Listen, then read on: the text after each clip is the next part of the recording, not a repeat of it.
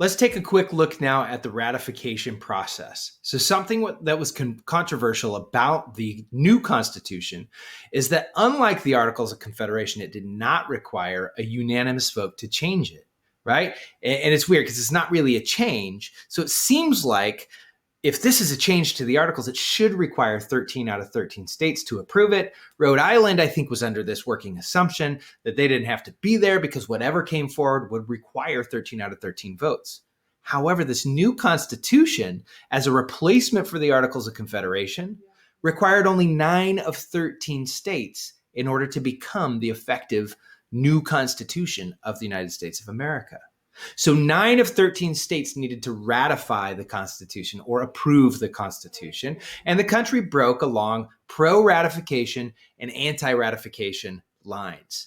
The groups became known as the Federalists and the Anti-Federalists. Supporters of ratification were known as Federalists. People like Washington, Franklin, Hamilton, Madison, Jay, and they wrote a series of essays.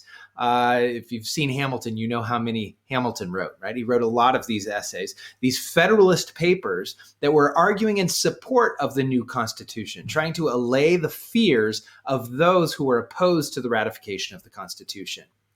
So who was opposed to the ratification of the Constitution? Well, that was the Anti-Federalists. The Anti-Federalists feared that this new government would be too powerful, that it would just run roughshod over the states.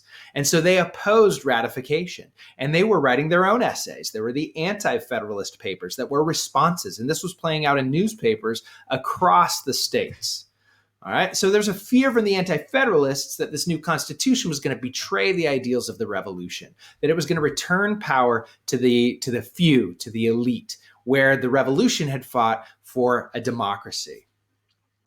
One of the big hangups for the Anti-Federalists was that there was no Bill of Rights. There's no guaranteed protections of individual rights laid out in this new Constitution. This was something that Englishmen had become very accustomed to. There were English rights and an English Bill of Rights that guaranteed individuals' rights. So, in the course of this debate, as that emerges, the Federalists begin to suggest that if this Constitution is approved, they would draft up a Bill of Rights for all Americans. They needed to enumerate or specifically state those rights, is what the Anti-Federalists said. And this became a compromise of sorts.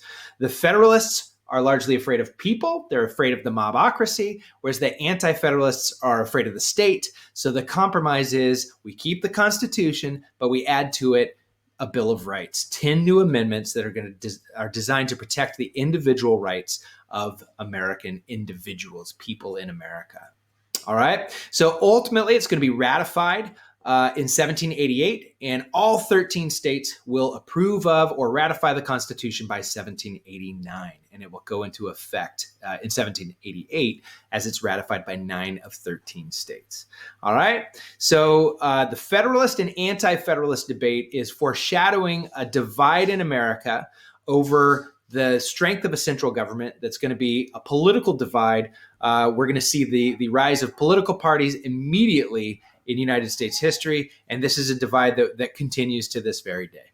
All right. So for an in-depth look at the Bill of Rights, this addition that was added, the first 10 amendments that were added to the Constitution by the request of the Anti-Federalists, or because the Anti-Federalists were threatening not to ratify the Constitution, check out my next video, which is an in-depth look at the United States Constitution's first 10 amendments, also known as the Bill.